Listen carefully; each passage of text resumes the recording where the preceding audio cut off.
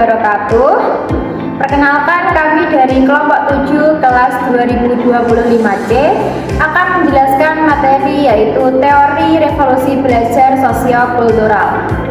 Pertama-tama perkenalkan, nama saya Indah Ristiawati dengan NIM akhir 153. Perkenalkan, saya Anufia Tri Pratiwi dari NIM akhir 122. Perkenalkan, nama saya Nevi Ametina Siregar dari NIM akhir 155. Perkenalkan, nama saya Nevi Amelia dari NIM akhir 117. Selamat menyaksikan video pembelajaran kami. Pendidikan merupakan proses yang tidak hanya berorientasi pada penguasaan pengetahuan semata, melainkan juga sarana pembentukan manusia dalam konteks sosial dan budaya. Teori revolusi belajar sosiokultural menegaskan bahwa budaya merupakan bagian yang tidak terpisahkan dari proses pembelajaran. Tujuan video pembelajaran ini adalah yaitu yang pertama, memahami teori belajar sosiokultural, yang kedua, menjelaskan prinsip dan karakteristik utama, yang ketiga, menganalisis penerapan dalam pendidikan, dan yang keempat, menyampaikan refleksi dan saran praktis. Dasar terbentuknya teori. Yang pertama yaitu teori konstruktivisme dari James Butler.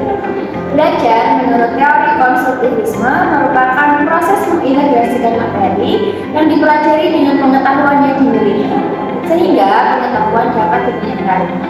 Piaget berpendapat bahwa belajar ditentukan keinginan individu dan penentu utamanya adalah individu yang bersangkutan, sedangkan lingkungan sosial menjadi faktor sekitar. Yang kedua yaitu teori kognitivisme dan revolusi sosiokultural dari Vygotsky.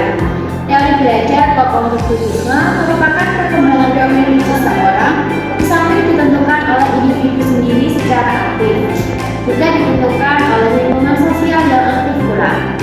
Teori ini dianggap sebagai evolusi dalam dunia pendidikan karena menggeser pandangan tradisional yang hanya menekankan masalah dan respons. Konsep dasar teori sosiokultural yang pertama adalah hukum genetik tentang perkembangan, yaitu kemampuan kognitif anak berkembang melalui tataran sosial atau interaksi dengan orang lain dan tataran psikologis. Yang kedua ada zona perkembangan proksimal, yaitu dukungan bertahap yang diberikan oleh guru atau teman sebaya untuk membantu siswa mencapai pemahaman. Yang ketiga ada mediasi, yaitu penggunaan alat budaya seperti bahasa dan simbol untuk mengatur pikiran, tindakan, dan cara berinteraksi secara sosial seorang siswa. Karakteristik teori yang pertama ada kontekstual, yaitu berlangsung dalam konteks sosial dan budaya. Yang kedua ada interaksi sosial, yaitu komunikasi dan kolaborasi memungkinkan perkembangan pemahaman. Yang ketiga ada peran mediasi, yaitu pentingnya alat dan simbol budaya. Yang keempat ada partisipasi aktif, yaitu berpartisipasi dalam proses belajar melalui keterlibatan nyata. Yang kelima ada dinamis, yaitu berkembang sesuai pengalaman. Ada prinsip utama teori. Yang pertama ada scaffolding, yaitu memberikan bantuan yang sesuai dengan kebutuhan siswa, lalu secara bertahap dapat berkembang secara mandiri. Yang kedua ada dialogis, yaitu pembelajaran berlangsung melalui diskusi aktif dan pertukaran gagasan antara guru dan siswa. Yang ketiga ada konstruksi sosial, yaitu pengetahuan dibentuk bersama melalui interaksi, bukan hanya dari guru ke siswa. Peran bahasa dalam belajar. Perkembangan kognitif seseorang tidak bisa dipisahkan penggunaan bahasa, karena melalui bahasa, pengetahuan sosial dapat diinternalisasi menjadi pemahaman individu. Tanpa bahasa, interaksi sosial sebagai inti dari teori sosiokultural tidak akan dapat berlangsung efektif, dan proses belajar pun akan kehilangan makna utamanya.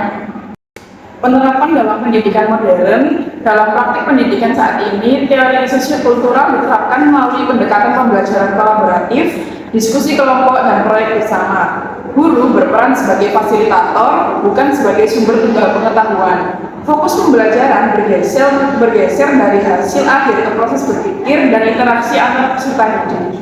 Revolusi pembelajaran di era digital. Yang pertama, interaksi sosial dalam pembelajaran terjadi melalui forum diskusi online, kelas virtual, dan media sosial edukatif. Yang kedua, platform seperti Google Classroom dan Zoom memungkinkan siswa berdiskusi, berbagi ide, dan membangun pengetahuan secara kolaboratif.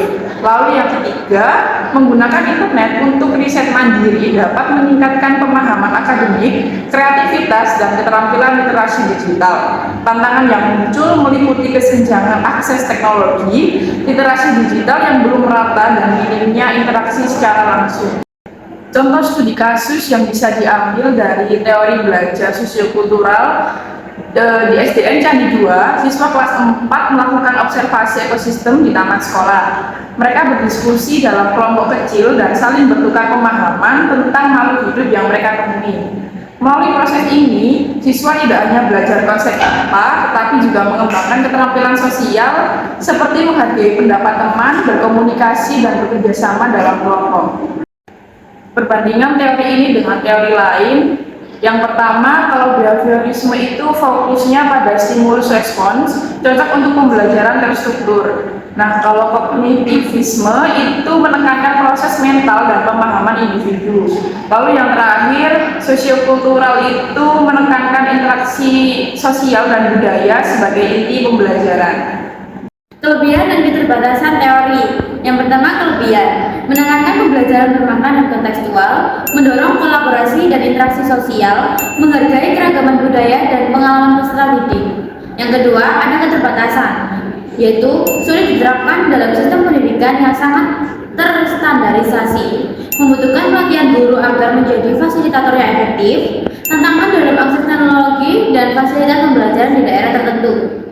Peluang merdeka dan sosiokultural, proyek profil pelajar Pancasila yang menekankan nilai-nilai sosial dan budaya, pembelajaran berdiferensiasi sesuai kebutuhan dan konteks siswa. Kurikulum merdeka mendorong siswa belajar aktif, berinteraksi, dan bekerja sama dalam kelompok.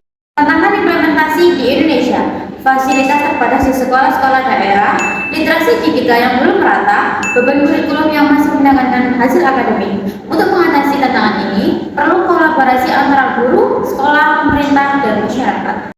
Peran guru dalam teori sosiokultural. Guru memiliki peran penting dalam menerapkan teori sosiokultural sebagai mediator sosial yang menghubungkan siswa dengan lingkungan belajar, sebagai fasilitator yang membantu siswa membangun pemahaman melalui interaksi, sebagai pembimbing nilai dan budaya yang menanamkan karakter dan etika. Kesimpulan materi video pembelajaran kali ini yaitu teori revolusi belajar sosiokultural menempatkan proses pembelajaran dalam konteks sosial dan budaya yang dinamis. Teori ini menekankan peserta didik bukan hanya individu yang belajar secara mandiri, melainkan juga berkembang melalui interaksi dengan lingkungan sekitarnya. Pendekatan sosiokultural memberikan alternatif yang lebih kontekstual dan relevan, terutama dalam menghadapi tantangan globalisasi dan keberagaman budaya. Terakhir ada saran dan refleksi. Guru perlu memahami konteks sosial siswa dan mendesain pembelajaran yang kolaboratif. Evaluasi pembelajaran sebaiknya berbasis proses, bukan hanya hasil akhir, dan pendidikan bukan sekadar transfer ilmu, tapi juga pembentukan manusia yang utuh. Refleksi, sebagai calon pendidik dan pemimpin masa depan, kita perlu melihat belajar sebagai proses hidup yang terus berkembang. Terima kasih telah menonton video pembelajaran kami dengan saksama. Semoga ilmunya dapat bermanfaat bagi kita semua. Kami akhiri. Wassalamualaikum warahmatullahi wabarakatuh.